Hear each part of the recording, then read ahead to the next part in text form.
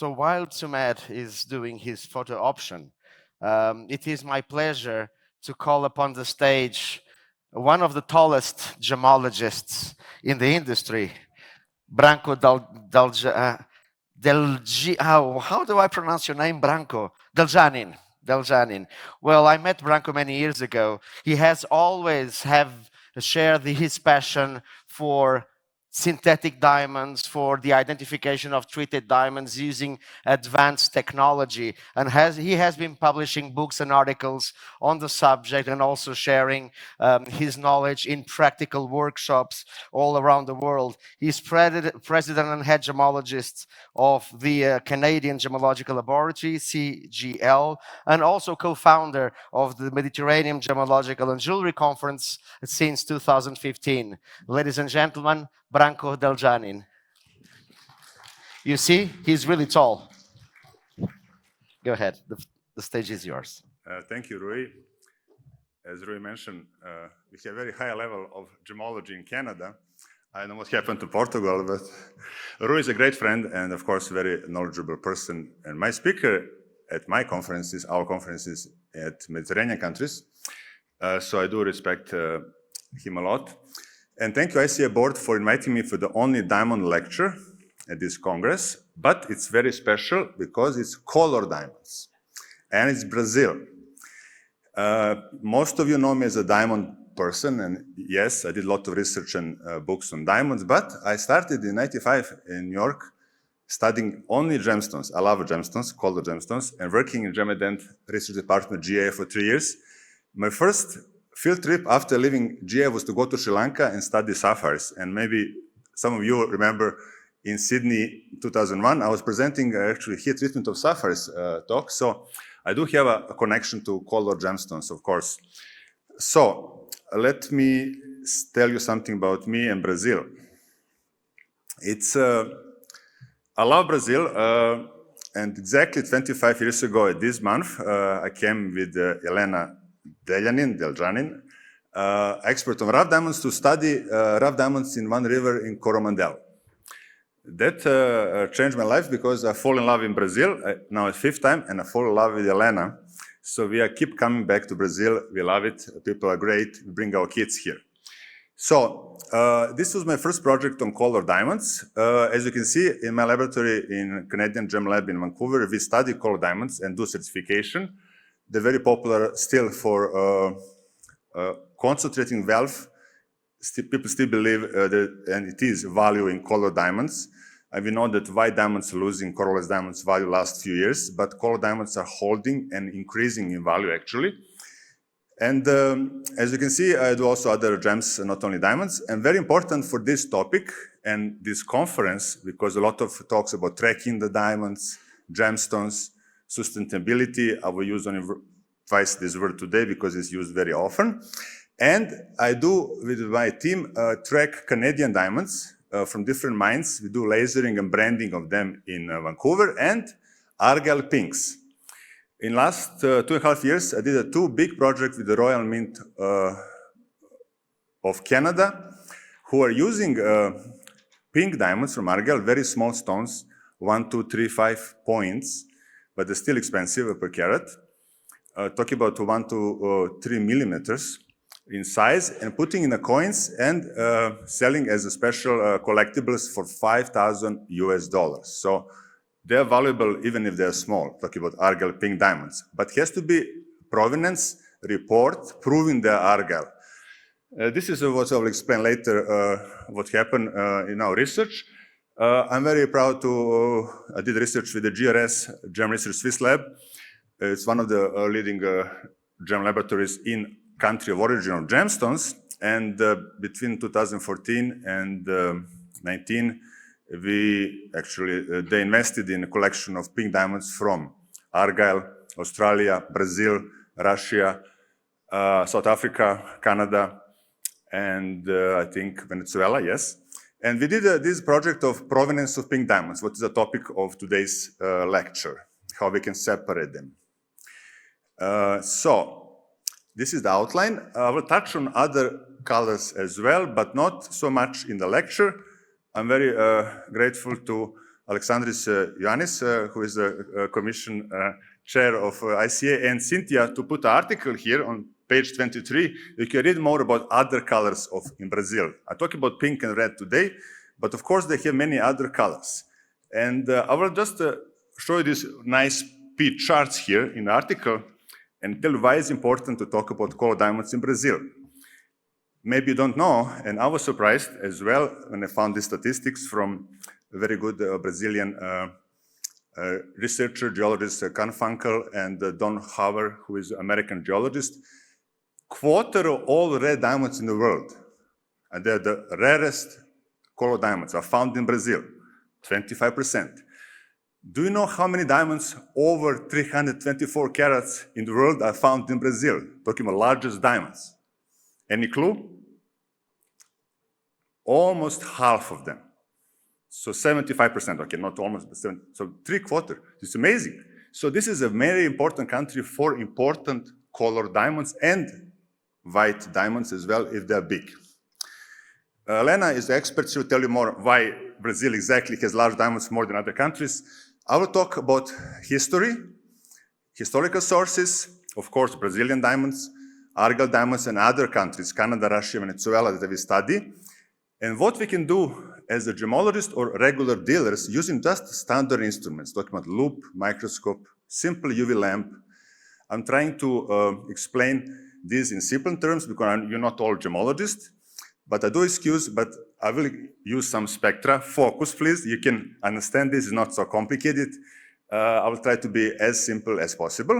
And focus on fluorescence, something easy to see, strain in diamonds or stress, what cutters would call it, and what other systems on the market are using to grade color diamonds. Of course, GA is the most recognized as the oldest and most biggest laboratory in the world, but there is a Argel system of grading color diamonds, and my laboratory, small, but tall and big with me, are trying to put different system in GRS, little bit modified system. You will see differences. And what instruments we use, this is not enough time to cover today, to separate natural, synthetic, very important, and treated pink diamonds just using simple instruments today, because we're not a gemological conference. And in practical conference, I do explain this with instruments as well. And cutting and recutting of pink red diamonds is very important. Why? Because to get from fancy intense to fancy red is big price difference, or fancy intense to fancy vivid as well. Okay, and value of Argel pink diamonds. I hope you appreciate some color today. And you can see one in the middle, heart shape, has flashes of red. This is your fancy red diamond. Pink red group of diamonds is not pure pink, pure red. They are a combination of colors. We have a major color. You can see top left, it's more pink, but has a maybe purplish modifier. On the top right is pinkish brown diamonds, more brown than pink. On the bottom right, it's more purple than pink, probably from Russia, Siberia, this kind of stones coming a lot. On the left, you see more orangey pink. So, of course, more brown, less value. More pink or red, the higher value. And very important to grade properly color diamonds. Okay, this is a big chart. I won't repeat every word. Hopefully you can read fast. I like to give you a lot of information in a short time. This is me, sometimes too much. But anyway, I will try to outline the most important countries. And those underlined are those we study. Brazil, South Africa, Venezuela, Congo, Russia, Australia, of course, and Canada. But other sources are historically Indonesia. I was there to teach, but unfortunately didn't go to Borneo. They have some pinkish brown diamonds. India is a very important source historically, and large diamonds. And in museums, you can see Golconda diamonds. I've seen them in museums, but I couldn't study them because very difficult to get them. Brazil, of course, was major source after India, was 2 centuries major source. Then India was 18th and 19th century major source of diamonds before they discovered South Africa, of course, end of 19th century. Venezuela is interesting because at the borderline of Venezuela and Brazil, they found pink diamonds. And at the end of the lecture, we'll see one very important red diamond now in collection in Smithsonian. That origin is says Venezuela or Brazil. They didn't study, I guess, not very well, but maybe at all, gemologically. But why it's important? Because sometimes these stones from Venezuela are passed with the Brazilian Kimberley certificate and exported, so it's difficult to tell geographically if they are from Venezuela or Brazil. Tanzania has important stones as well. Congo and this part of the world, Africa, of course, Angola, Botswana, Lesotho, last 10 years. I didn't study all of them, but Australia is the major source since 1987-8. 90% of world production of all pink diamonds came from one mine, Argyle, Australia. Unfortunately, closed in 2020, but still diamonds are out without provenance, so it's important to test them. I'm in Canada since 2002, and we have some pinkish purple diamonds, not so many, and we'll talk about this. So just one picture from a dealer from Las Vegas. His wife is from Indonesia. They went to the mine. As you can see, they're mostly brown and yellow, but alluvial diamonds, very old source. Still active sporadically. It's Dutch colony, so they used to, of course, export them via Dutch agencies, same as India. Of course, you know that Tavernier was the first person, French explorer, who went to India in 16th century, and it was a special route of bringing these diamonds to Europe. One of the biggest pink diamonds ever on the record is 186 carat Darya Nur, hopefully I pronounced right, Ocean of Light, now in Iran's Imperial Collection in Tehran. And one of the biggest pink diamonds sold, you can see it, 34 65 carat Princess, is sold in more than $1 million per carat for 39 million at 2013 auction. So as you can see, India has these big diamonds. And the reason why India and Brazil has larger diamonds than other countries is because they're type 2A, what is a type of diamond with a very little or almost no nitrogen present, and they can grow very large crystals. Just simplify as that. In October last year, I went to India, second time. I was first time 1998 when I went to Sri Lanka and India. This time was to teach my program to separate synthetic diamonds from natural in Mumbai, Surat, and Hyderabad. But when I saw Hyderabad is only, whatever on the map, looks like 200-300 kilometers from Krishna River, I got the idea. I told my Elena, I need to go to Krishna River because this is the first source of diamonds. I didn't know how big is the challenge, but I'm a very stubborn Serbian guy. So 12 hours to Hong Kong, 8 hours to Mumbai, 1.5 hours from Mumbai to Hyderabad, rest, did some teaching. And then the last day before I came back to Canada, my very nice good friend, Indian laboratory, Prasad, told me, Branko, we need to wake up tomorrow, 5 o'clock in the morning. So why? Because you'll see, it's a road. So 3 hours on a relatively good highway. Then you go to this in the middle, this kind of road that you really bumpy, lot of holes, goats and all kind of animals coming. 1 hour on this road. At the end, no more, we stopped there, have a little break, water.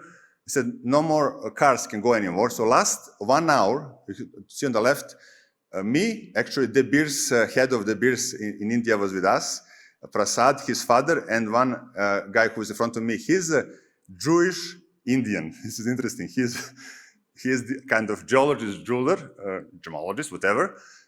He drive me on the dirty road, rocks, holes. I even walk some to come to this river, famous where all big diamonds, like you can see on the right, Hope diamond, all these big diamonds that you saw before coming from. For me, it was wish to be there, and of course, I bought some rough diamonds. Hopefully, they're from this river. I will come back there in a few years because it was too big river to do any digging, and it's allowed basically to do small diggings, and we still see holes from local people looking for diamonds, even now. It's not a mine anymore, but still you can find diamonds, believe it or not. Okay, let's go back to Brazil. This is a very important map given by me to now late Don Hoover, American geologist who spent his lifetime, can you imagine lifetime, 40 years just spending in Brazil looking for pink red diamond source, where they're coming from. And you can see on the map, I hope you can see on the top left, there is some points from one area. And on the top left, you see 700 something, sorry, I cannot see very well. 720, it's in your article. Vargas diamond, one of the biggest diamonds from Brazil, colorless, but some important pink and red diamonds coming from these rivers. And I just want to point you down to the one triangular modified brilliant you can see on the second from the bottom, Mosaic red, comes from one of these rivers. And actually, I can tell you exactly the name. And me and Elena were there in 2000, just basically a few years before that, boy found, they brought us to this river. It's a small river. So this is the boy, Elena, I remember, who dived here and brought 2.5 grams of pebble to his father. He said, Papa, look at this is a red pebble. And Papa was smart enough to really observe the pebble and bring to the jeweler to Belo Horizonte, who had more experience, and he said, this is probably diamond. So William Goldberg, famous Jewish cutter from New York, bought it, who knows for how little or how much, and cut it in New York beginning of 90s. And that was just the right place, the right time. Usually I'm a lucky guy, as you can see, being here.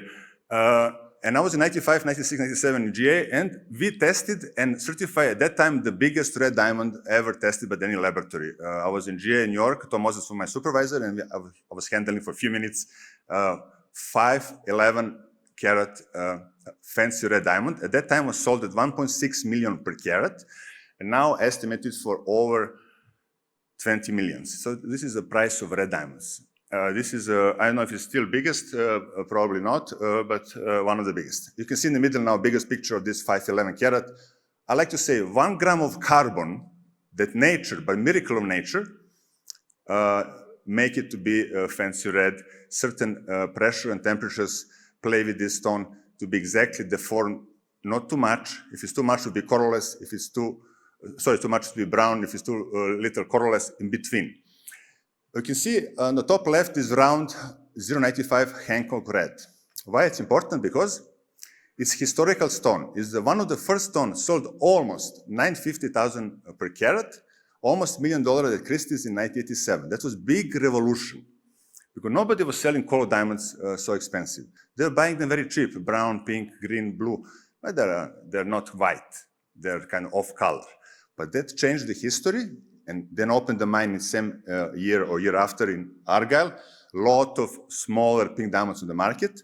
So jewelers can now use supplies of pink diamonds, and they're not cheap anymore.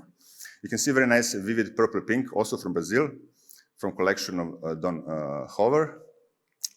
So you can read more about his research in this article. So we did study, of course, there are many different ways to study pink diamonds. When we came first time, this is me when I was young, 25 years ago, one of these river that we were sent by New York dealer, who actually Lebanese owner, to estimate what is the potential of this river for the diamonds. They bought a property. So me and Elena spent 10 to 15 days there every day on the dirty track, 2-3 hours in the bush. Like Brian probably knows what you're talking about, roads in Brazil. But we were every day spending all day with the locals, looking for diamonds. And of course, at that time, first time we bought some stones for research in Belo Horizonte, and then later in Hong Kong, this is stones on the bottom. Very supportive, the French dealer Francis Herrera from Four Lovers, Hong Kong, gave us some stones to study. It's important to have dealers like that because he was smart enough in 80s, 90s to be on the first Argyle site holder. Why it's important? Because they were still cheap at that time. He is now a millionaire, slowly selling over the last 20, 30 years.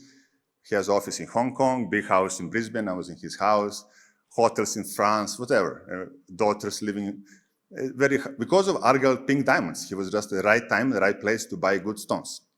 These stones, Brazil, as you can see, what we studied, they do not fluoresce. When you put on the long UV, short UV light, and Elena has it under the table, a lot of our instruments to show you.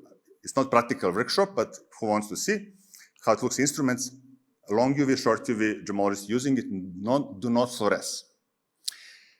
Okay, so this is Elena, hopefully you can see her, with the local miners in 2000, one of these rivers. All day long, basically we went with the excavator to dig the holes, put it in these sorters in the river, like more or less like a gold. Why it's important? Diamonds are heavy relatively, specific gravity 353.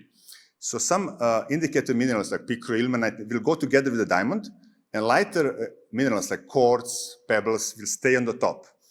When you shake like gold your bucket, you basically do upside down, and you can see with these black minerals, usually, hopefully, we found few diamonds per day, not like every hour we find a diamond.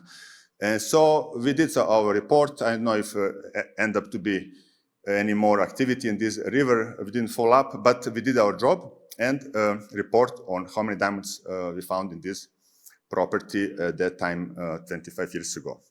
And then we went, of course, to Diamantina. You'll see now in other locations. They also have another way to mine diamond by washing down the conglomerates. You can see on the left, it's a huge kind of, we can call it dike. They're washing down and then collecting these and looking for diamonds. You can see in the middle, Elena, with one of these holes that they were digging, and they're showing layers of this close to river where we were looking for diamonds. The other way to do it is also on big rivers, use these big dredgers. This is one just on the side because it's out of season, it's a dry area. So they also use this not only in Brazil, in Africa, to find diamonds and other minerals in the rivers. Okay, I want to thank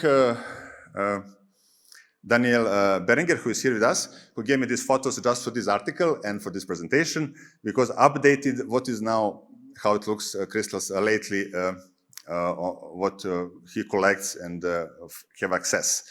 This is one stone on the top. You can see vivid pink diamond from Coromandel, what is the area of Western Minas Gerais. This triangular is very famous for finding all important pink diamonds.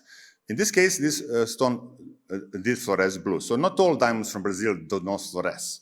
But this one in the middle, it's quite big, actually. You can see 33.50, fancy light pink, from this triangular or miniero, what is a triangular of mining in Minas Gerais.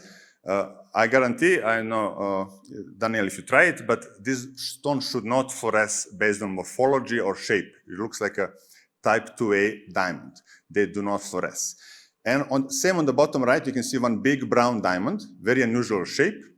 This is probably by shape. We can know this is a type 2 without a nitrogen or very small amount, less than 5 parts per million. On the top right is more fancy tense pink. This is your type 1 diamond. So basically, hopefully we come back to Brazil to teach more. Elena and me like to teach. We're teaching actually in Rio before conference. We're teaching tomorrow and Saturday on synthetic and treatments, but we would like to teach about rough. This is something that this industry needs, how to sort diamonds by shapes, by quality, and of course, the end is valuation of rough diamonds. So again, sorry I cannot talk about Brazil all day. I would like. I have so much information, but it's in this article. I need to move to other countries that are important for pink or red diamonds. South Africa is not, right now, used to be number 1. Now it's number 4 by value of all diamonds. And some mines, like Lace mine, has pinks. And this is one of the biggest pinks found in South Africa. 5960, called Pink Star, certified by GIA and Goblin, as fancy vivid. It doesn't look so vivid on the picture, but this is what is the grade. And you can see in the middle, William Berry, GRS gemologist from Lucerne, going to Geneva, and he looked at the stones, and fluorescence was a kind of weak, I can say weak medium blue. So they could have some fluorescence even, probably type 2A diamond, not because they're big. Sold at 73 million eventually to the Troy Tai Fook, big jewelry chain from Hong Kong. You're familiar, they're the biggest in China.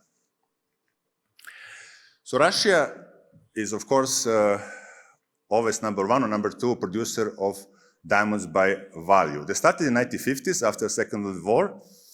They also started to produce laboratory-grown diamonds, synthetic diamond, same time in the 60s. Diamond is very, very important material. It's such a special material. Nobody studied more any gemstone or any material than diamonds. And so this is the stones. We acquire 100 stones via our friends at Moscow State University. We just buy them and study them. These stones do not fluoresce. They're more purple than pink. You can see a picture on the right.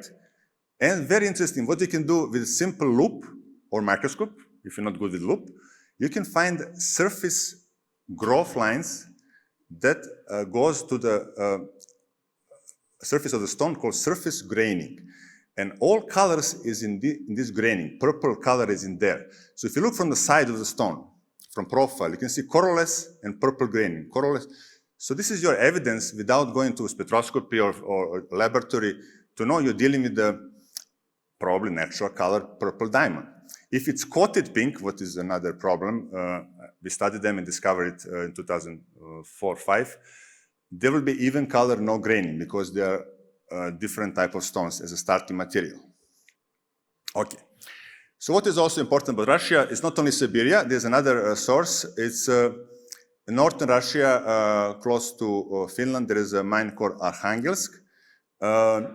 And I was invited by Alrosa to special viewing for dealers and researchers to September 2018 in Hong Kong, just to look at a big collection of coal diamonds from Russia. It was amazing. And we had a chance to see this 2785 carat called Nijinsky diamond, estimated at that time 37 million. I'm not sure if it's sold or not, but this is your one of the diamonds. You can see here, this diamond has medium blue fluorescence under long UV light and faint blue, similar to argyle pink. So fluorescence is not enough to separate if it's Russian or argyle or Venezuela. If it's none, cannot be argyle. But if it's medium blue or strong blue, could be other source. Just to give you some introduction to provenance of pink diamonds. So this is about that. And Canada is not important source of pink diamonds, but because I'm from Canada, I have to show you what we have. As you can see, this is published in also in AGTA Prism magazine. Faint pink, so it's not really fancy. Faint pink is a tint of pink, not even fancy light. On the middle is more like a brownish pink, also not very expensive stone, but over carat. The biggest one I ever seen was 1275 light pink from Victor Mine in Ontario. Unfortunately, it's closed. This is a problem with Canadian diamond industry and generally natural diamond industry in many countries. They're closing old mines because they're running out of diamonds, sometimes because of this situation with the white diamonds. They closed Renard diamond mine in Quebec. My wife was working for indirectly for Stornoway Diamond, who discovered this mine, famous diamond queen of Canada. Ara Thomas was owner.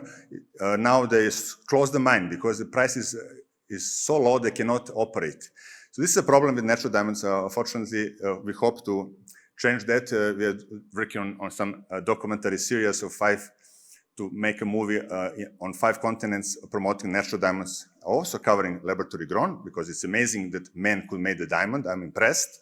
I studied them, but we want to give a true story for the young generation to do proper choice.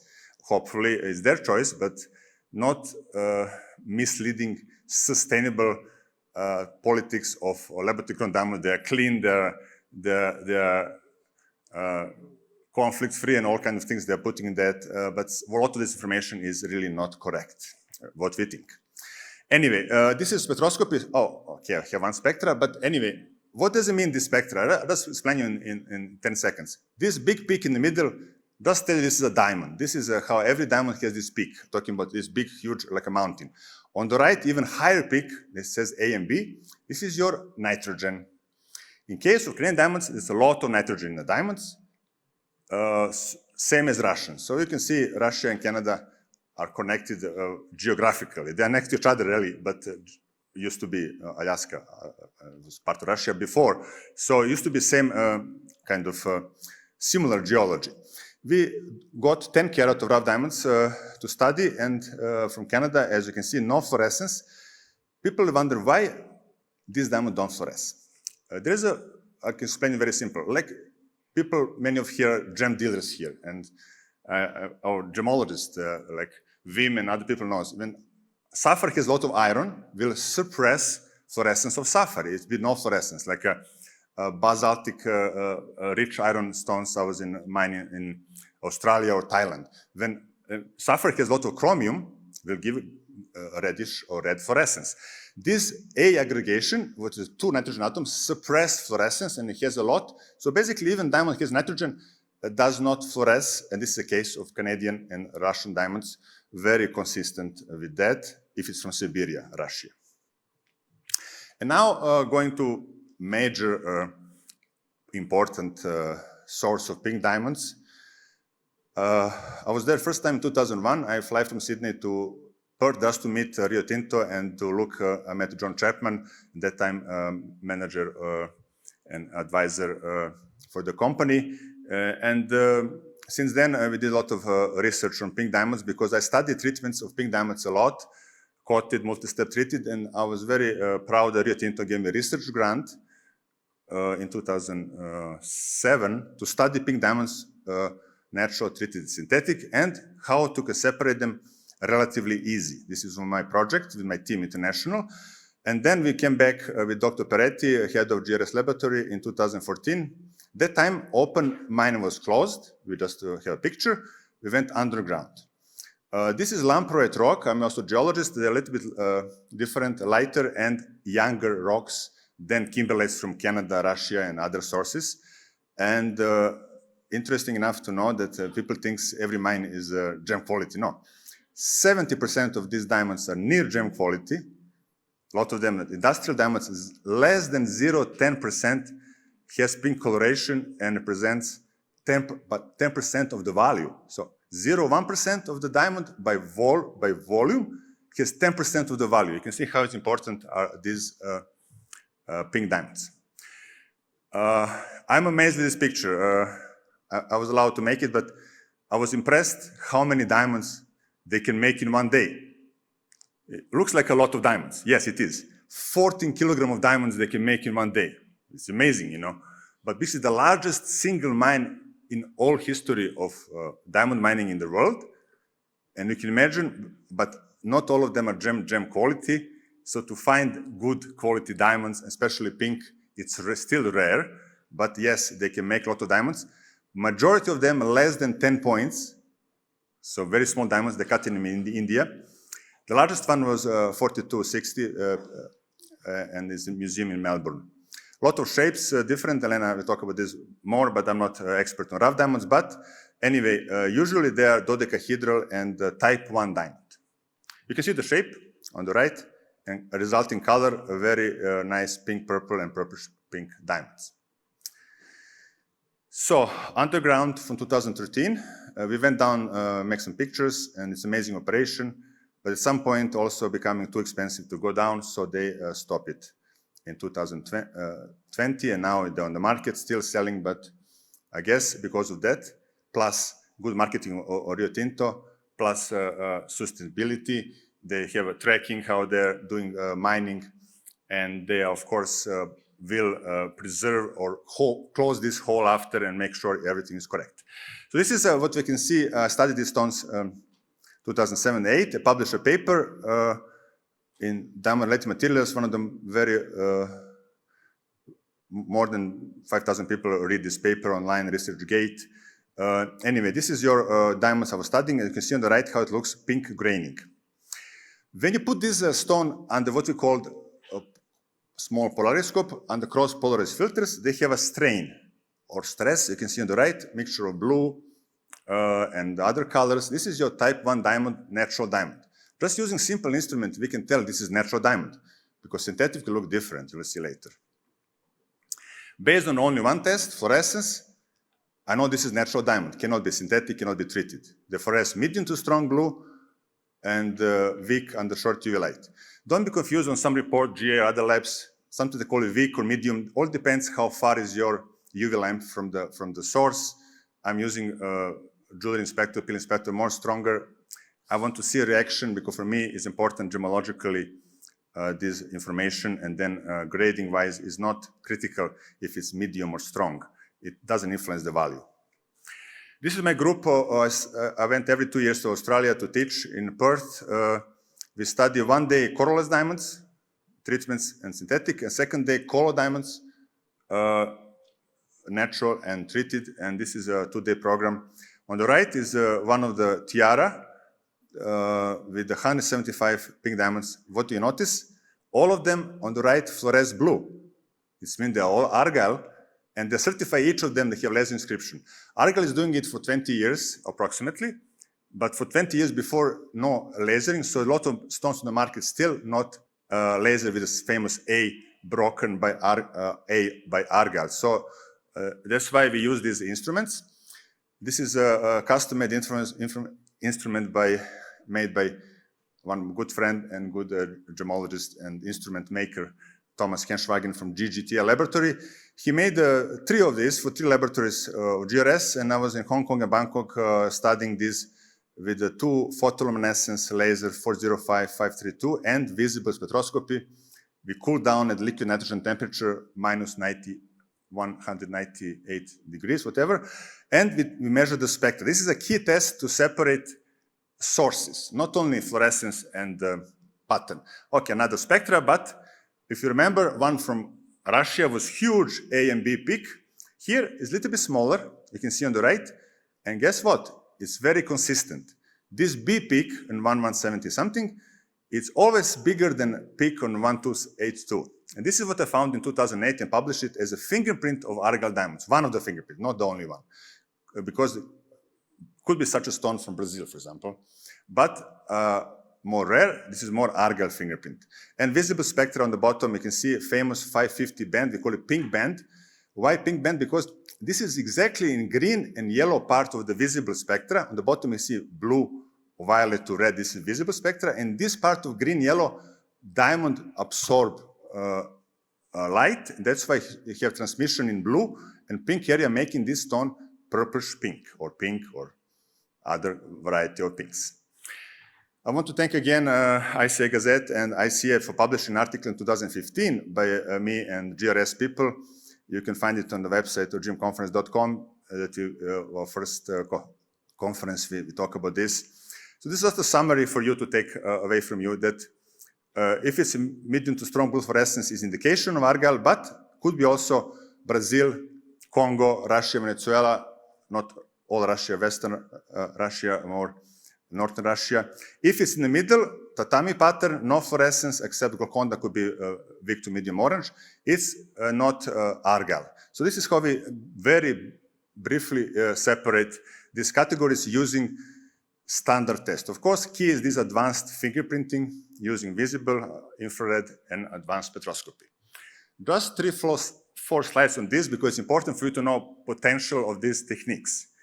Guess what? There is no other color, I think gemstones as well, than pink and red that do all kinds of treatments.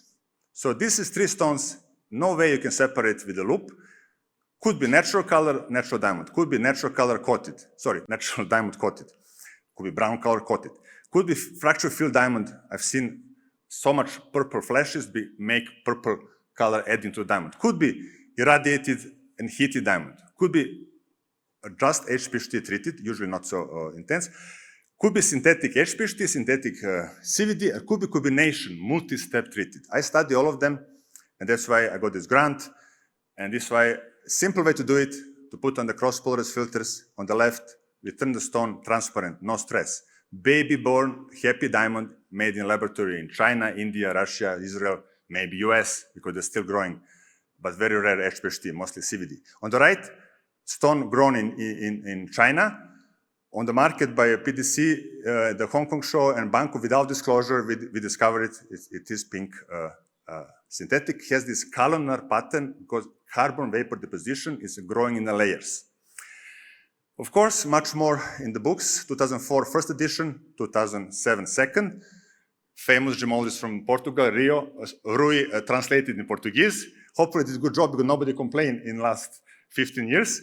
So, sold 500 copies in Brazil, and yesterday, IBGM, thank you, SEO, got another 50 copies. So, who wants this in Portuguese? Please talk to IBGM. I have English copies, and Elena has some other books. Who wants to read more, of course, on diamonds, I can show you. These stones has flakes and amorphous carbon. So this is something you can see in these kind of stones. This is my simple synthetic kit, very inexpensive, $600, that contain UV lamp, cross-porous filters, and 2 books. One on fluorescence of diamond, one on cross-porous filters, or if you're a gem dealer, I give you this book on pink or red gemstones or green. I have all kinds of books covering not only diamonds. So this is interesting for you if you want to do practical gemology. Okay, this is the result of that. Top right, natural diamond, natural color. Bottom, irradiated and heated, color changed to yellowish orange. Peach color, multi-step treated on the bottom left. Top left, at that time, 2008, no CVD pinks, only HPHT orange. On the right, you can see the same thing in this booklet. Elena, you can show it, fluorescence of diamond, yellow booklet. How you can separate this based on just on fluorescence. You can see on the bottom how it's strong orange fluorescence synthetic. In the medium, it's like long UV is still stronger, but color is kind of peach. This is your treated stones. And no fluorescence does not mean anything. You have to check more for the other test, but in this case, it's Brazilian diamond. Just one more spectra to show you, and we practice this in Rio, is not so complicated. I know American gemologists are afraid of little spectroscope, but with a little training of 5 to 10 minutes with me, you can find this black line in a pink diamond, proving this is your treated pink diamond at 637 black line. It's as simple as that. So you don't need to send all pink diamond stones to all laboratories. I'm doing job against me, but it's true. I'm showing you some simple tests. Last group of slides is about how we describe pink diamonds and grade. Very good book of Stephen Hofer, expensive book, $500, but I would recommend. He describing in general terms like rose color, bubble gum. Very good. Dealers talk to each other. I have bubble gum pink diamond. It means it's intense purple pink, you know. Okay, this is your description, not so accurate, but one way. Another way to send to GA laboratory, HRD. This is a tender 2000, but should be some differences. Same stone graded fancy deep pink, I1 by GA, fancy intense brownish pink by HRD. So you can see, judge by yourself. On the right is fancy vivid, and HRD has fancy intense. HRD doesn't have fancy vivid category. GA added, I don't know exactly when, but when I was there, it was still there. It was there, 1995. So this is how GA and HRD would grade it. What we notice the problems. On the left, both stones grade fancy pink by GIA. You can see a big difference in color. I match it with the Mansell color chips. On the right, fancy intense, one very nice fancy intense, one very much close to fancy, because it's a range. It's not one point in a color space. So what we decided to study more than 100 stones from a dealer in Hong Kong and develop these master sets that has 3 fancy, fancy plus, fancy plus plus, fancy intense, also 3 categories, and 2, and be more accurate, hopefully. We call it GRS, CGL grade system. We issue this on fancy diamond provenance report. We create masters sitting in Vancouver and Hong Kong. This is one of the best stones I've seen in Vancouver, fancy purple red, VS2. Purple red is more rare than just red, and this is interesting. And we use masters and Mansell chips to assign the color grade. It's always good to have 2 because it's not possible to have masters in all possible categories, and GA also knows that. I'm amazed with technology of cutting and visiting this lemon Lexus technology in India was an eye-opener. They have such a good technology based on Octonus, Russian mathematician, physicist, now live in Finland. So basically, they can predict the color of diamond as rough by studying spectroscopy, and then they can recut it, cut it to nice pink or other color.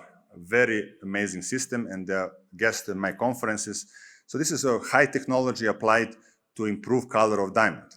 Why it's important? Can you imagine difference in value? 171 fancy intense bought Argal tender, big stone, recut, 168 fancy vivid, lost only 3 points, but price went up a lot.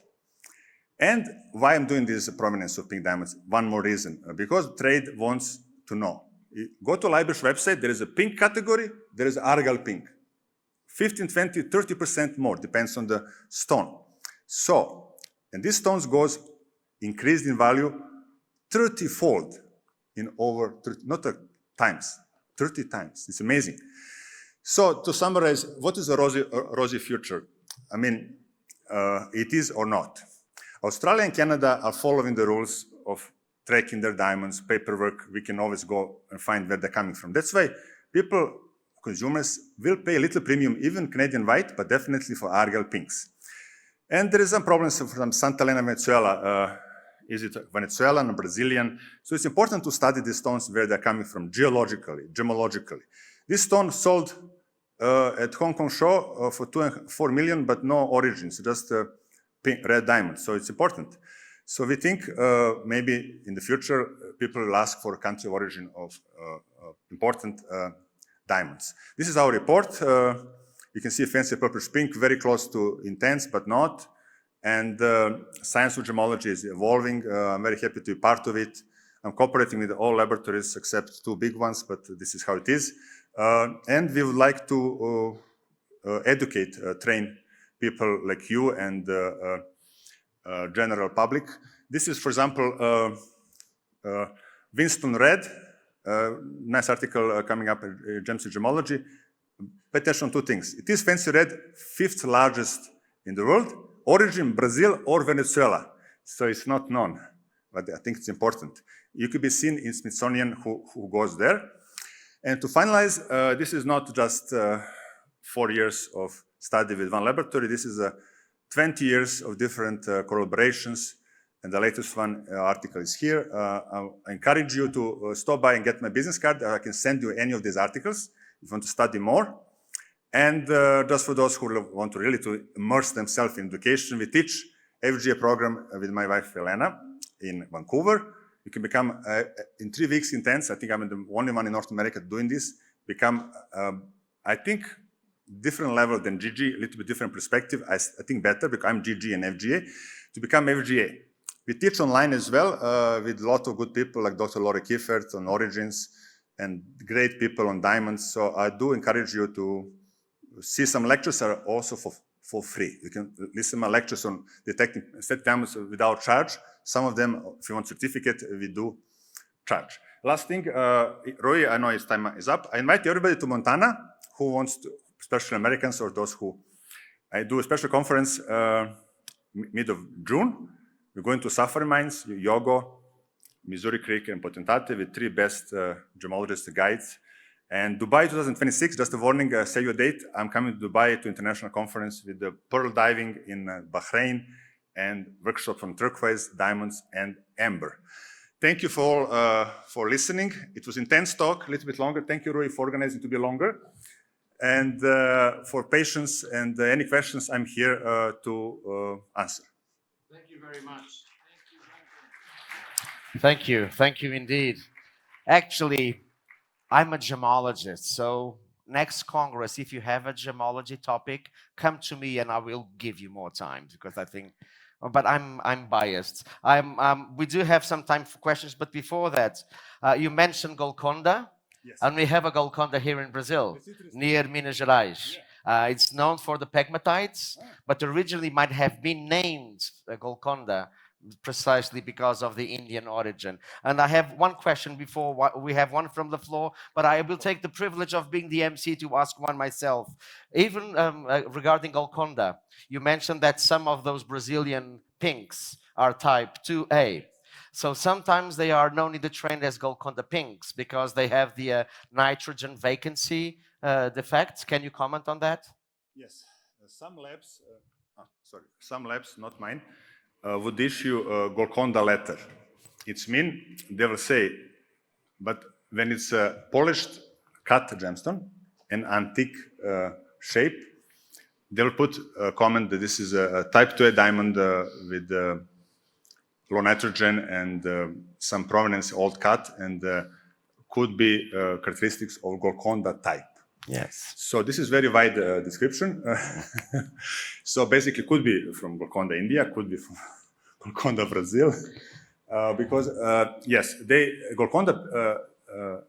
What I studied, I have a few stones when I was in GA and before, with the type 2 diamond with the orange fluorescence. This envy center is also created naturally. That could be created artificially. They become strong orange and obviously treated. Could be created naturally. Then it's a very small, less amount of orange. And long UV fluorescence is stronger than short UV. Very important because this is your good sign. This is natural color, not treated. That was the comment I was looking for. Yes. Hi, Branko. My question is there any new research that explains what creates this 550 band? Because it's a plastic deformation band, but we don't know exactly what happened in this crystal structure. Yes. Okay. There is a very good conferences that you are invited by invitation only, the BIRS research conferences. So not for public, and we're not allowed to publish outside what is, but some things it's okay to say. So in these conferences, we sit 3 days, all PhDs, doctors, universities, discussing what is origin brown color, what's origin pink color. So it is accepted within our research community that there's a brown or pink graining, and there is some defects associated with that, clusters, like little holes. So this is they think these clusters next to the graining are responsible for the pink, brown, or brown pink, or whatever color of diamonds. And how we know it's possible? Because we did a lot of experiments. My first research was HPHT treated diamonds. So I found these yellow-green diamonds treated, and the brown stones before, they're deformed like this. Perfect lattice is a square. So basically, with the HPT treatment, they're a little bit realigned, and when they're completely destroyed, realigned this brown graining, become colorless color. And pink or brown are somehow between these two stages, like crooked to straight between a brown, pink, or pink color. So there's some truth. The reason argil has so many browns and also pinks, interesting, because it's the same. It all depends on how nature play with this 0-10% to expose to more to the pressures or less. So yes, this is official theory, but still some mystery around this. Yes. Thank you very much. Unfortunately, we don't have time for more questions, but he's really easy to find out there. So if you have any more questions, just go to him and ask those technical questions. Thank you very much, Branko. It was a privilege to have a gemological. And look at the photo of me and Rui. Okay. You stay in down. If you wish. If you wish to. Okay.